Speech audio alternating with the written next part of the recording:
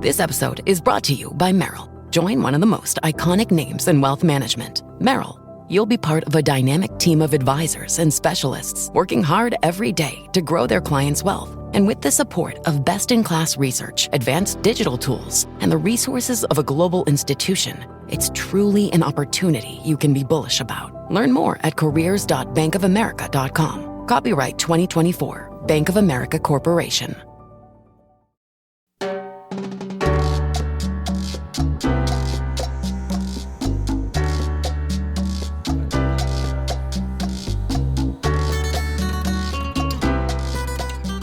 This is Find Your Dream Job, the podcast that helps you get hired, have the career you want, and make a difference in life. I'm your host, Mac Pritchard. I'm also the founder of Mac's List. It's a job board in the Pacific Northwest that helps you find a fulfilling career. Every Wednesday, I talk to a different expert about the tools you need to get the work you want. Everybody has multiple skills. Which ones should you emphasize when applying for your next job? Alicia Perkins is here to talk about the profitable skills that matter most to employers. She's the founder of the Best You Academy. Her company helps women advance strategically and elevate their influence, impact, and income without burnout or compromising values. Alicia joins us from Beaumont, Texas. Well, let's get going, Alicia. Now, let's start by talking about skills. How do you define skills? I would say that skills is a learned trait that you use in order to either bring forth a certain result or use for a certain task. And how do your skills, Alicia, differ from your credentials and your qualifications? Well, when it comes to skills, it definitely means that these are the certain, like I said, traits that you use to bring forth a certain result. Whereas when you think about your past experience, you can have your skills used in different spaces. So that can also change. But when you think about actual credentials, that mean that it's just some kind of certification. And talk, Alicia, about why employers care about your skills. I mean, shouldn't your qualifications or your credentials, particularly a diploma, be enough to get you an interview or even a job offer? You would think it would be that easy. But when you think about skills, it's just something that you have experience in. I always say when you think about a job is just saying that they need something solved. And so when you think about skills, it's just saying that these skills can solve that certain thing. You're a career coach, and in your experience in working with your clients over the years, do you think most applicants have done a good job of both identifying and talking about the skills they have when they're reaching out to employers? I would say no. I've seen, especially with a lot of clients I work with, that there is a gap between them understanding that a task and a skill is not the same thing. And so, a lot of times when you would hear somebody trying to explain their experience, what they do is they kind of talk about the everyday tasks, but they are not speaking about the skills that they use for those certain tasks. And if you're only speaking about the tasks and you're not really highlighting the skills, your expertise is easy to almost get lost. And so there is a huge gap. And, it's so important to think more about the skills that you have because, you can have one skill that can solve 3 or 4 different things. But if you're only focused on the task that you do, you'll almost feel like you don't have a lot of options out there for you. In your experience, Alicia, why do candidates struggle with this? Why do they default to talking about tasks rather than talking about the skills that they have that might apply to several different fields or even different occupations? I think this is something that we kind of all struggle with because, throughout the day, all you are focused on is what is it that you have to do. I'm pretty sure we experience this in like all areas of life. But when it comes to our work, we are just thinking about the things that have to be done. And those things are what I'll call an actual task. And so, but you're not thinking about what are the thoughts and the skills that you use to actually have that task done. So I think it comes from just being so consumed in the work and not being able to really step back and see how are those results done. And should you be talking about both your skills and results only in your application materials, or is this something you do throughout the hiring process from the moment you hit send until you're negotiating a job offer? Yeah, this is definitely something that you should do all like throughout the whole time. And I say that because when it comes to you having to talk about your skills, this is something that you have to get used to, especially if you're one that, this is not something that you've kind of thought a lot about. And so the more that you talk about your skills, the easier it is. And it's also easy to tie your skills with what they need because, that is how you land that job is them. It's like they have to be able to see that your skills can solve something for them. And so it's like the more that you speak about that, the easier it is that that's done. I hear all the time how they say, I know that I can do the job. I just don't know how it's said. And that's because they are not used to speaking about their skills. And talk more about that, Alicia, the point you just made a moment ago about why does it matter so much when an employer is reviewing applications from or interviewing candidates? Why does it matter? Why do your skills matter so much versus your experience? And why is that so important to employers? Yeah, and well, it's because when it comes to skills, it can be used in a wide range of things. But when you think about your experience, it's just saying these are how these skills were used. And so when they are trying to source for somebody to fill a role for them, they need to be able to understand, have you used your skills in a way that is going to serve them? And so, you hear all the time how people say, I know I have the experience, but I just cannot seem to find a job. And that lets me know that there is a gap between you understanding your skills and understanding what they need for that specific role. Well, let's talk about that gap and how to close it. And you've got a number of recommendations that you encourage your clients to consider when talking about both identifying and talking about the profitable skills that matter most to employers. And one of your first suggestions is to recognize the difference between knowledge-based roles and task-based roles. What do you have in mind here, Alicia? Yeah. So what that means is being able to understand that when you think about a job, all jobs are not the same. You're thinking about knowledge based roles. That means that there is some kind of specialized skill that they need, meaning it could be problem solving. It could be strategy. Like those are like specialized skills. And so when you think about a task based role, those are more about you having to fulfill or having to do a certain task, such as maybe database or filing and things of that sort. So it's all about you knowing how to frame the experience that you have. Knowledge based roles or jobs like maybe project management, those would also be any type of like leadership roles. Those kind of roles mean that there's a certain kind of skill that you need. And so it's all about you understanding what skills are you needing to lean into for that type of job. And so those skills are more like decision making skills like that, where as far as those task based roles, those are more of your hard skills. Those are more like customer service skills. And they're also more like database skills as well too. So once you understand that difference between the two different sets of skills, how do you apply that understanding to your job search? Well, this is going to help you to know how to frame your experience. The great thing about skills is that they are able to be kind of aligned to maybe opportunities that you may have not had experience in. For an example, you have the skill of customer service. One job can mean that you would have to be front facing, meaning you may have to take certain customer calls, but that same skill could also be applied for the VP of customer service. So it's the same skill, but that skill is not being used in the same way, right? And so when you're thinking about your past experience, don't just think about what you've done in the past, but also think about how are you able to align this same skill to solve more complex problems. Whether it's a knowledge-based role or a task-based role, The skills that you use in either situation are still transferable, aren't they?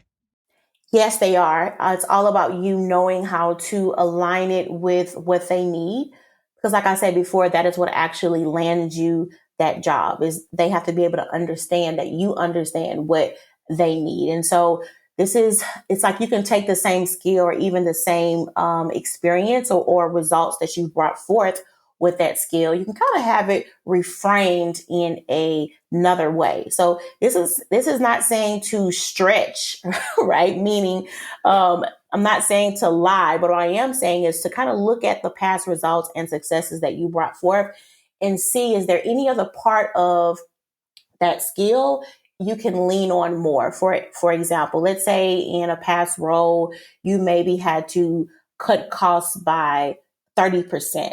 But now you are looking for more leadership roles. Well, look back in that same result and see in you having to cut costs, was there any collaboration there? Seeing, is there anybody else that you maybe had to work with or lead in order to achieve that result? So it's the same skill, same result, but now you can align it to a more knowledge-based role. Terrific. We're going to take a break. Stay with us. When we come back, Alicia Perkins will continue to share her advice on how to talk about the profitable skills that matter most to employers.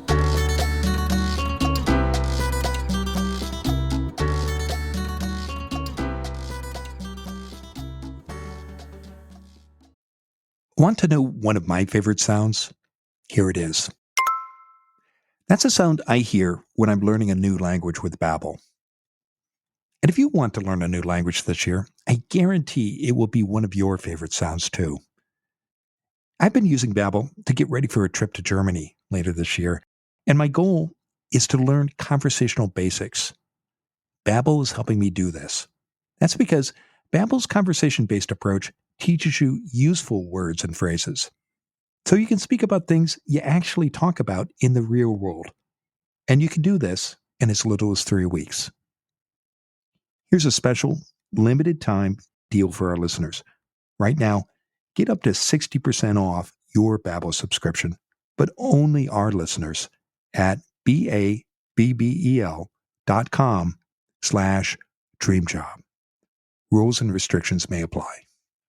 When you apply for a job online, you share lots of personal information, like your email address or your cell phone number. And every time you do this, you run a risk. Scammers secretly watching your email could hack your computer or send you fraudulent pitches unless you use NordVPN. NordVPN is a virtual private network. It protects you against crooks monitoring what you do online. NordVPN encrypts your data to create a secure connection wherever you might be. I use NordVPN at MaxList. That's because we work with hundreds of candidates and employers every month. So we need to keep our company's online data private and secure. NordVPN is easy to use. You can log in with one click or enable AutoConnect. See for yourself. NordVPN has an exclusive offer for our listeners. Get up to 75% off and 4 months free. And it comes with a 30-day money-back guarantee. Sign up today. Go to nordvpn.com/dreamjob.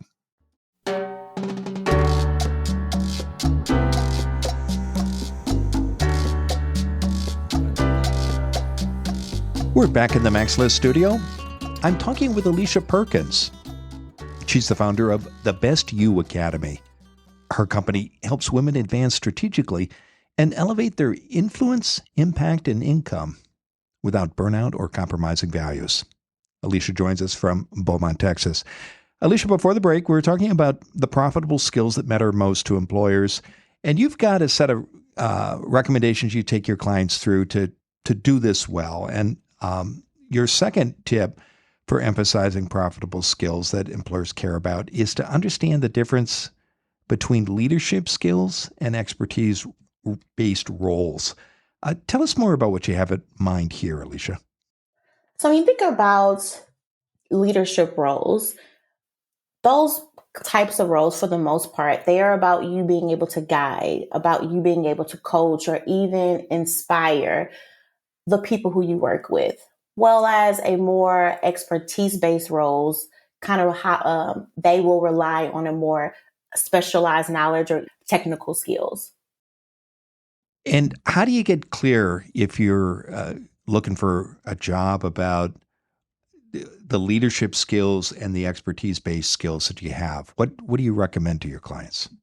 I would definitely think that you need to start to evaluate where you are, because sometimes you can get to a point in your career where you have learned a lot about a certain field, but now you kind of feel called to where you want to have a more people-based role, meaning that you are looking to maybe coach or maybe even share what you've learned with a more people-based kind of role. Whereas if you're wanting to go more towards a skill-based role, meaning that you really enjoy to learn about what it is that you do in your field, meaning that you're not so much tied to the team itself, but you're really tied to certain results or certain even outcomes that you want to see in your field.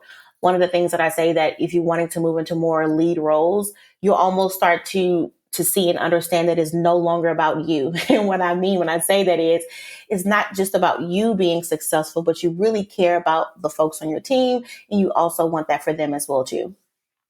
We've talked about four different kinds of roles here: knowledge-based roles, task-based roles, leadership roles, and expertise-based roles. Each requires a different set of skills.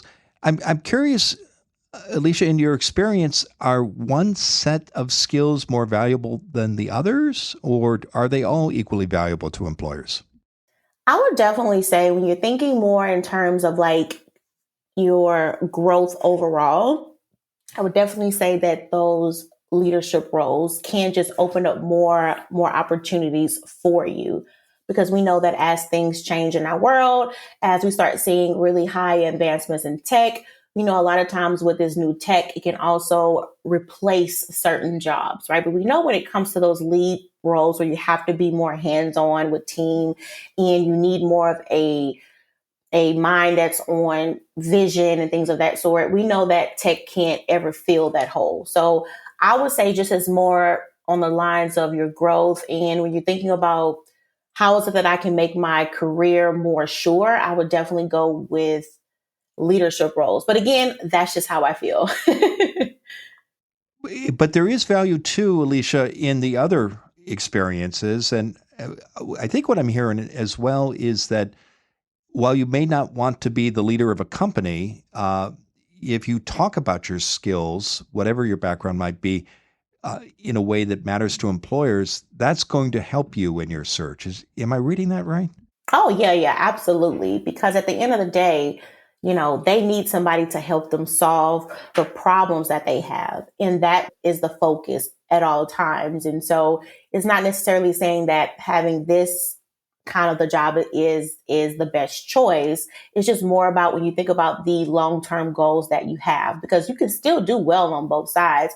But I also think that it depends on your strengths, on your goals. And I think it also comes with you understanding, especially if there's a certain field that you really love, starting to kind of look down the road and saying, okay, what kind of role that will allow me to have some kind of long-term growth as well too. Well, let's talk about how to talk about the skills that are going to be most profitable to employers. And one of your recommendations is to learn how to position your existing skills to current market needs before you learn new skills. Uh, Tell us, how does doing this help you in your job search, Alicia? It allows you to stay focused on what you need to really lean into. I know that anytime anybody's in a job search, you can find yourself overwhelmed with a lot of your experience and all of these great skills that you have. And, most people, what they try to do is try to use it all. But I'm a big component on you being able to understand what is the need. And then also being able to understand when you look at your skills, what is the problem that those skills can actually solve. Because, and I say that because it doesn't really mean anything if you have all of these great skills, but you don't know how to actually package them up. Because it's one thing to have experience, it's another thing to have value. When you think about the word value, it is only considered a value when the other person in the room sees it as that. And I think this is important to understand because when you can look at your results and your successes, and they could very well be great, but are they in alignment with what they need, right? And so this is a huge gap I see a lot of times because when you think about your past work, sometimes you can only tie what you've done to who you work for and not understanding that your skills and your results, they are yours. And you should have the mindset that they can also leave as well too. And so it's just about you knowing how to use everything that you have. And I always tell people, milk everything. And understanding that as you move on to find a new job, that it's not about you having to start over. It's about you building. So know what you offer and know what an employer needs. What's your best advice, Alicia, for figuring out what an employer needs? What's keeping a hiring manager up at night so that you can align your skills and offer that value? How have you seen people do that successfully?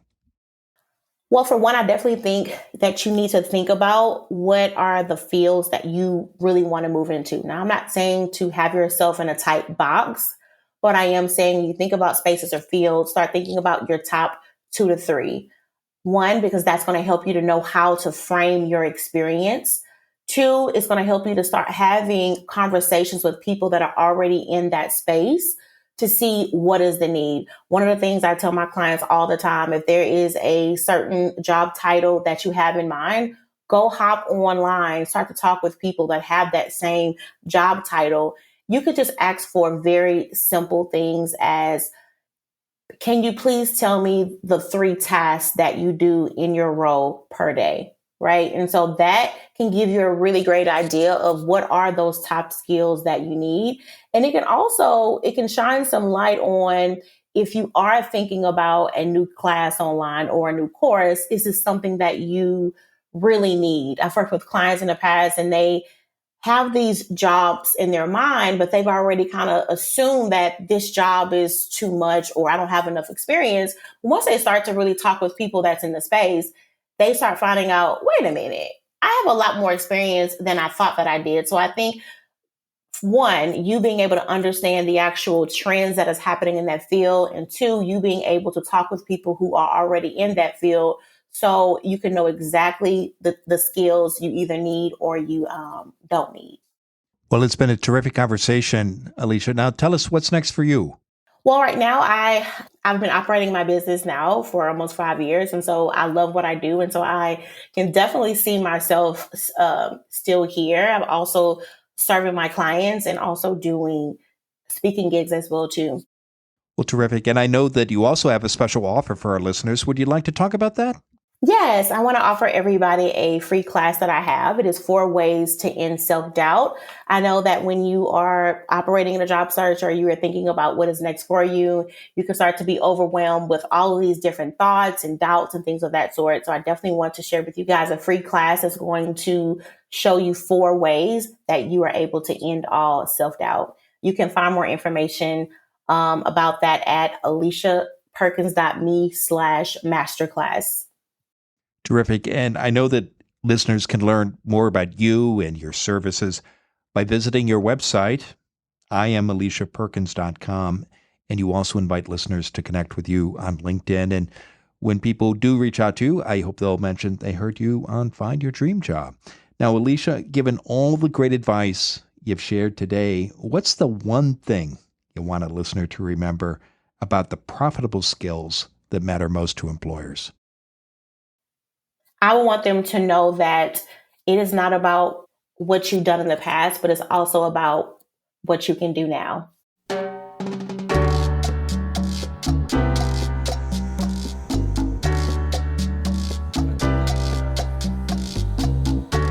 Next week, our guest will be Katie Silver. She's the co-founder of the Southern Pass Company. It's a consulting and search firm for both employers and candidates. Many job seekers have one approach to looking for work. Send out lots of applications every day. Stop putting all your eggs in one basket, says Katie. You can get much better results if you follow multiple strategies. Join us next Wednesday when Katie Silver and I talk about 7 ways to reimagine your job search. Until next time, thanks for letting us help you find your dream job. This show is produced by Max List. Susan Thornton-Hobb schedules our guests and writes our newsletter. Lisa Kislenberry-Anderson manages our social media. Our sound engineer and editor is Matt Fiorillo. Dawn Mole creates our transcripts, and our music is by Freddie Trujillo. This is Mac Pritchard. See you next week.